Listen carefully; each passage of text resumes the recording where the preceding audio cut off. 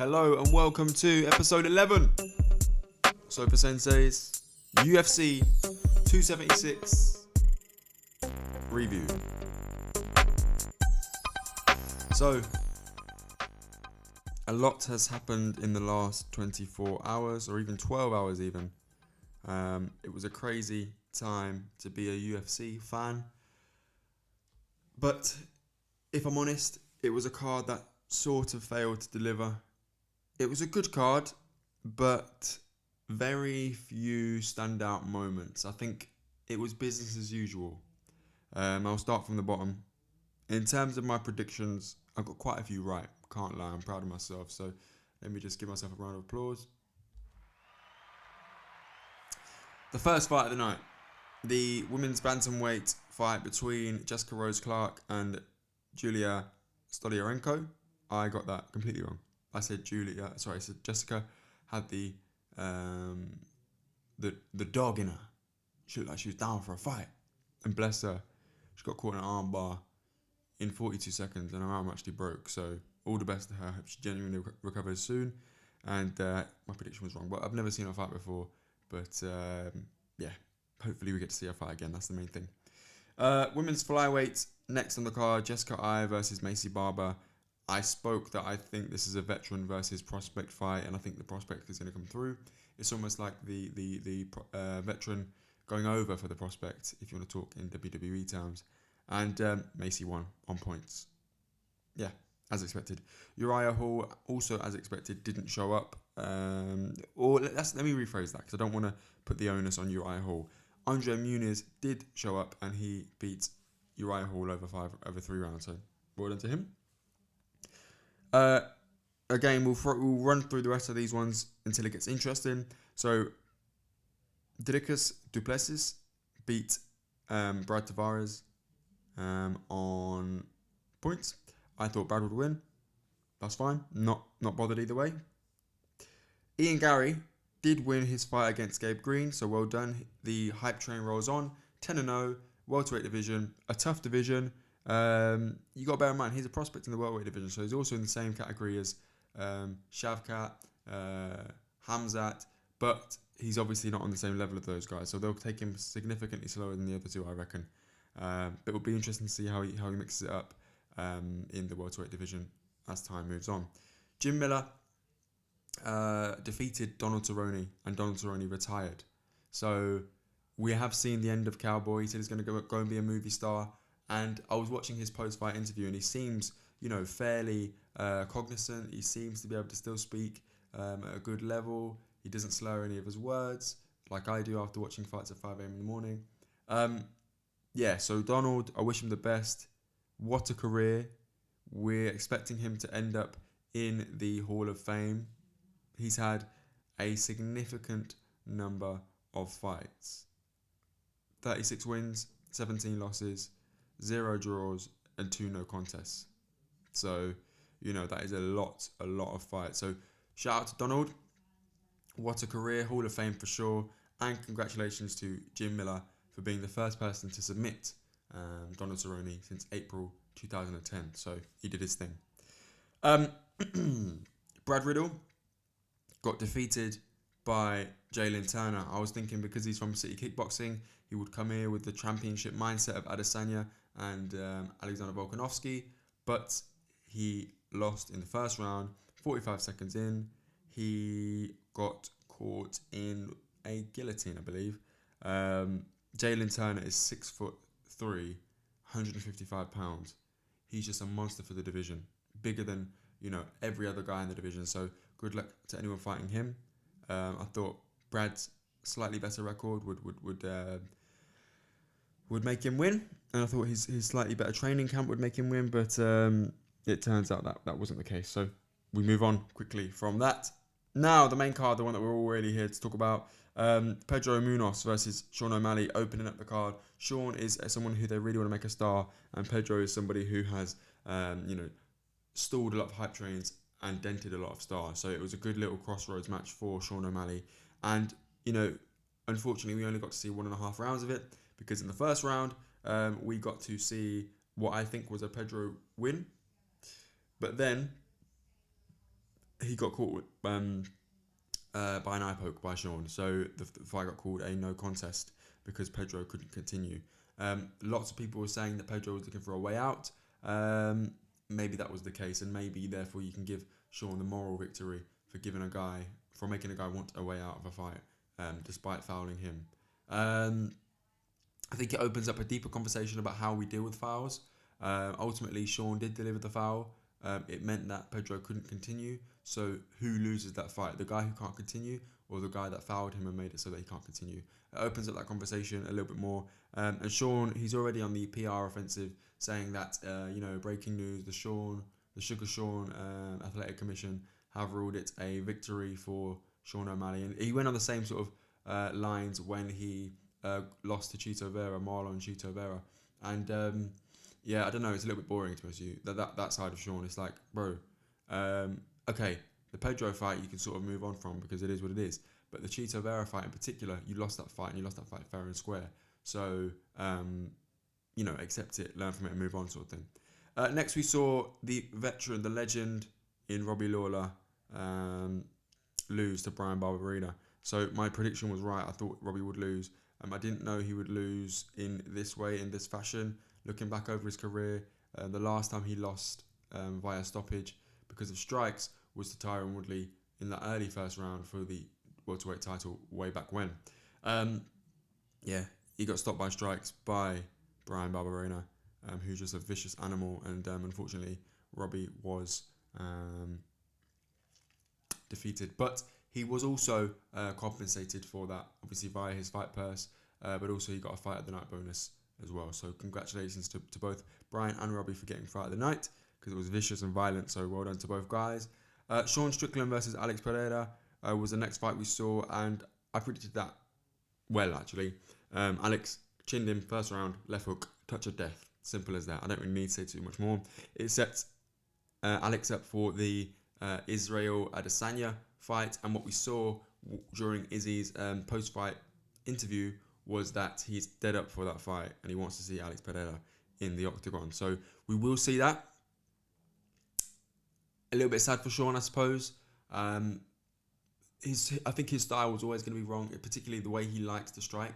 Was always going to be wrong for someone like Alex Pereira. The levels are just different. Despite what Sean says, the levels are completely different, and Alex seemingly hits like a truck with his left hand, particularly the left hook. So, if that catches anyone, it is night-night. And even Israel Adesanya, the current middleweight champion of the world in the UFC, was caught by that left hook in kickboxing and he went to sleep. So, yeah, a violent individual, and one that we welcome to the middleweight division. Over here on Sofa Sensei's, you have also heard Before Our Friends Die, you've heard KAHVAN Done Wicked, or you will hear KAHVAN Done Wicked, I should say. And if you're enjoying the akhiandsaltfish digital network, please don't forget to follow us wherever you're listening to us. We are now available on YouTube. We're available on all podcast platforms. So please follow, give us a 5-star rating. And if you want to get in touch, please don't forget to email us at akhiandsaltfish@gmail.com. We really appreciate you liking, sharing, and getting involved in the podcast. And we want to hear from you and hear your thoughts. Okay, moving on now to the co-main event and main event of UFC 276. Alexander Volkanovsky. Where do I start? I'm going to give you one word. Dominant. Clean sweep. Max Holloway looked like any other contender in there last night. Alexander was quicker. He was slicker. He was cleverer. More powerful. Stronger. And he put it on Max Holloway. Barely any takedowns attempted. I don't think any actual takedowns attempted, actually. Striking match. I'm the best boxer in UFC, baby. Remember when Max Holloway said that when he fought Kelvin Kattar? Yeah. No, he got outboxed by Alexander Volkanovsky. He's taken that mantle. He's taken your title. And he's taken you to Lost Zone 3 times now. 3 times. Alexander Volkanovsky is 3-0 against Max Holloway. It raises a few questions. Where do both go from here? Okay, let's start with Max. I want to, give Max a credible shout out as well, because first of all, he's a legend. And his chin is the older I've got, the more I almost cringe at great chins. I remember watching Tony Ferguson versus Justin Gaethje, and I was just cringing throughout it because his chin was just too too good. And then we saw the consequences of having a chin that was too durable when he fought Michael Chandler and got stopped viciously. And my fear, and I almost, I get a little bit emotional when I talk about this sort of stuff because, these fighters put so much on the line for us and we care about them so much and we get so much joy out of them. But ultimately, they're putting their bodies and their lives on the line. Max Holloway withstood a lot of punishment last night. He even said in the pre-fight press conference, I'm known for taking damage and you're known for not giving it. Max was cut twice, or cut in 2 places during the course of that fight. And he was so composed, and you'll see it on the thumbnail for this podcast. He was so composed, just looking straight through, focused and lasered in. But he was just a step behind Alexander Volkanovsky yesterday. His chin's too good. Don't really know where he goes. If Alexander Volkanovsky stays the champion, Max Holloway becomes a gatekeeper. Is that what he wants to be? He's moved up before. He was unsuccessful against Dustin Poirier. I think Max's frame and his strength and his attributes probably don't work at 155, but he has before beaten Charles Oliveira, so maybe there is an angle there for him to go up to 155 and challenge the upper echelons of the division and eventually become notable in there. I don't know, is that what Max wants? He's only 30 years old. He's a young man. But he's taken a lot of damage, he's been in a lot of fights, and he's definitely got a Hall of Fame career already. So, personally, I'd like to see Max in maybe 1 or 2 money fights, and then I'd like to see him call it a day. I'd like to see Max retired in the next 2 years. That would be nice. Look after yourself, look after your health. He's got a beautiful family, so go ahead and enjoy the fruits of your labour.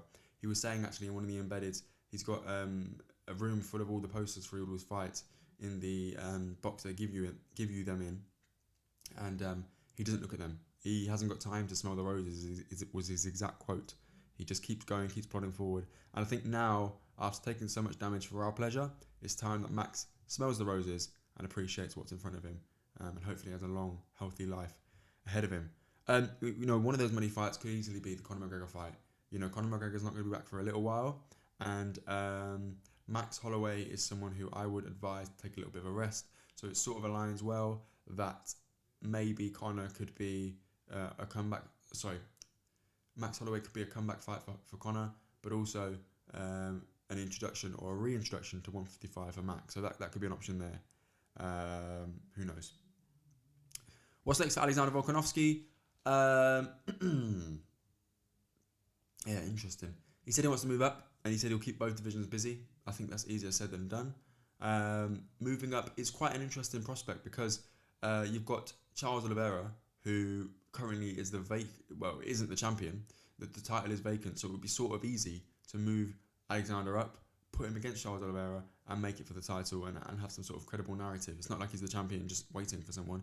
There actually isn't a champion at the moment. So, yep, makes a lot of sense. What do I rate Alexander's chances at? Look, he obviously was fantastic last night. He was, pound for pound, skill level above Usman, skill level above Adesanya. So I think we've seen that now. Look, he's strong, and he was 215 pounds at one point in his life playing rugby, but I don't necessarily see him having the same level of success at lightweight. They hit harder, they are bigger, they probably are stronger, even though he was big and he is strong. Yeah, I don't know for Alexander in 155. But then what's next from 145? You've got Josh Emmett. You've got Arnold Allen coming up. It depends what he does at UFC London, July 23rd. You've got a few guys. He hasn't fought Kelvin Cater yet. He hasn't fought Yair Rodriguez yet. So there's a few guys in the division still for Alexander to fight. But I think there comes a point when it's like, well, you feel like you've conquered the mountain. You've defeated Max Holloway 3 times, who himself has defeated most of the people on the list I just mentioned. So, where does that leave Alexander? Why not go up? Why not go up? Go up and see what happens. But if a champion's going up, he's going up for one thing only, and that's the belt in the other division, double champ status. He's not going up to become a contender. So, that needs to be reconciled with the division and with Dana and with those in charge. Interesting. But a dominant performance, and again, I said this before, the people's main event. My prediction was right. I thought Alexander would get it done. I was concerned about Max's chin. I'm still concerned about Max's chin. Yeah, good luck to both men moving forward. Israel Adesanya, Jared Cannonier. This fight went exactly how I thought it would. Points victory, fairly rudimentary for Israel Adesanya. Yeah, I don't know. Not really too much to say on this fight, to be honest with you. Jared did what he could. Do you know what? I was mesmerised. This guy's 38 years old. He's clearly in incredible shape. He's clearly athletically gifted. He probably just came to this sport or this division or however you want to phrase it a little bit too late. Although I did think after watching the fight, I can probably see him doing a bit of a Yoel Romero and just staying in the division around that top level for the next few years to come. At 38, he was still looking really, really good and really sharp. Didn't really get hurt. I think he got hurt once or twice. But generally speaking, he was all right. He hung in there. Was relatively competitive. I saw going into the fifth, some people had it 2-2.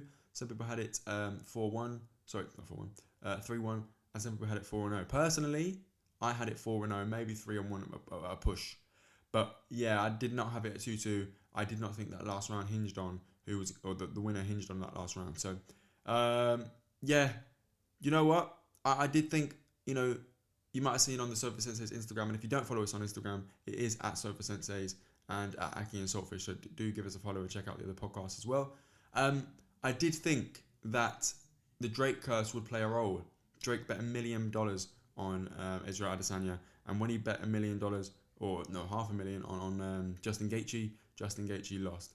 When he bet money on George Masvidal lost. So there comes a point when Drake needs to just stop betting on fighters that we want to win.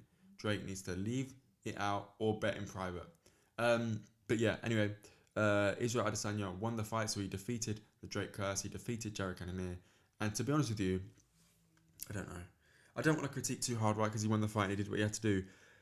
He acknowledged himself in the post-fight press conference it was an off night for Israel Adesanya, but it was just like, a bit boring.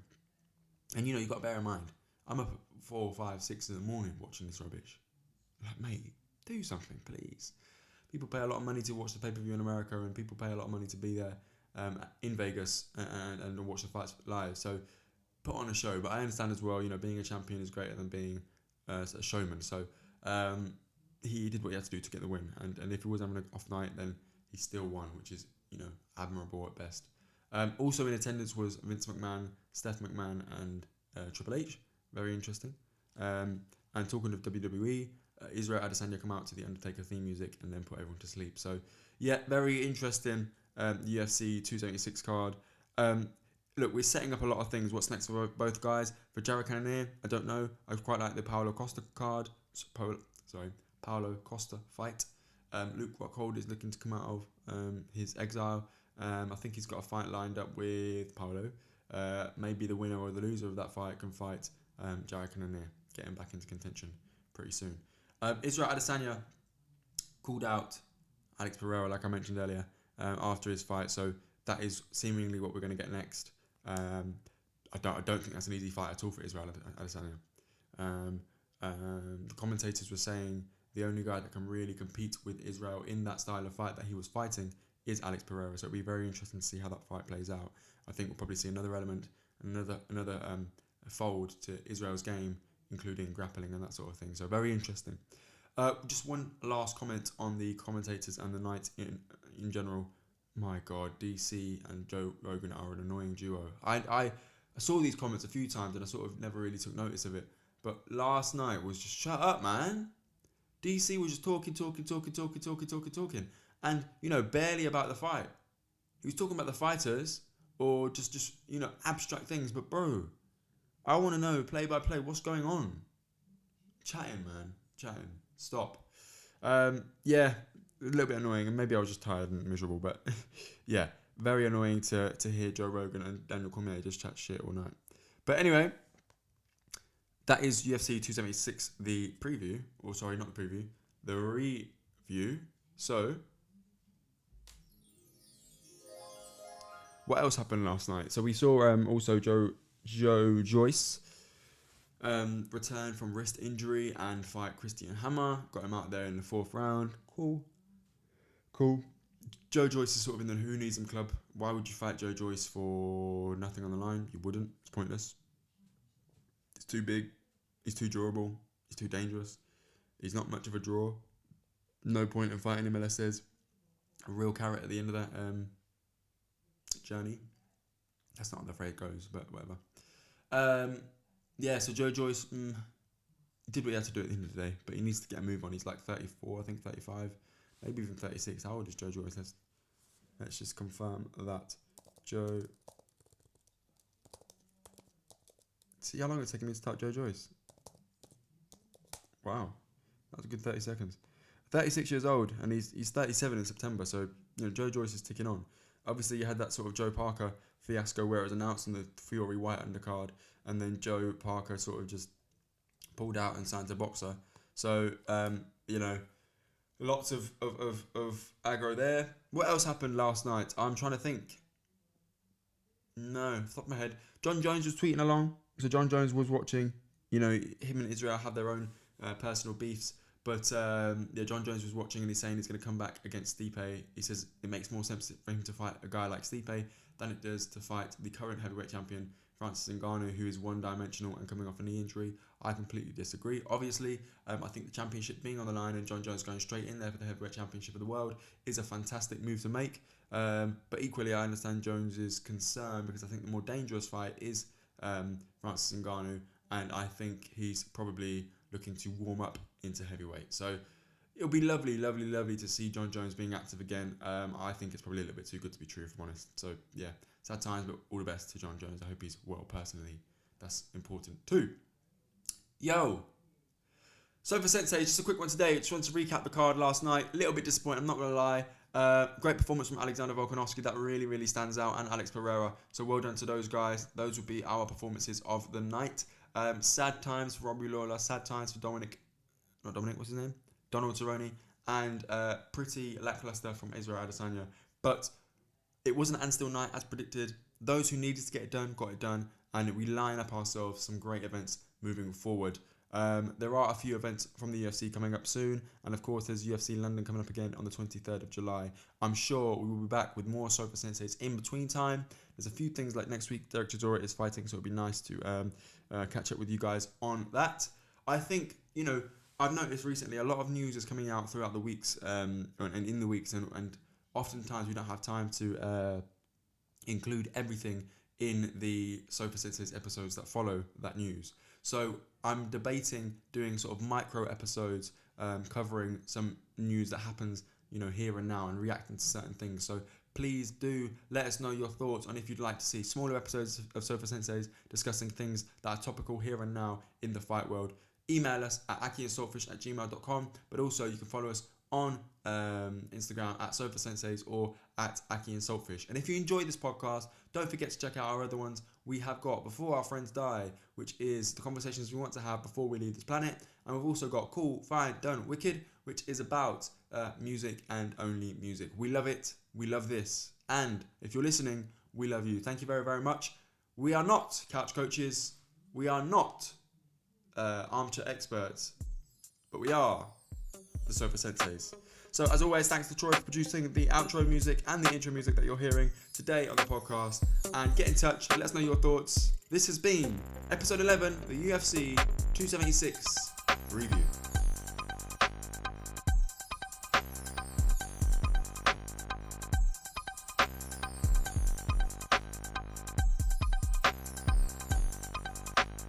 Oh. You know what, if you're still there, one thing I wanted to mention was Michael Chandler versus what is his name? Dustin Poirier. See, I'm tired, man. My brain is finished. But Dustin Poirier versus Michael Chandler. They were going against each other last night, arguing in the crowd. Very interesting seeing that fight. The one thing I would say is I probably wouldn't take it if I was Michael Chandler. I think it's too risky. He's just come off a fantastic win against Tony Ferguson. You want to build momentum and fight someone like Conor McGregor, where you're more likely to win than if you fight someone like Dustin Poirier. That's all I would say on that one, and we can pick that up next time. Until then, take care, love.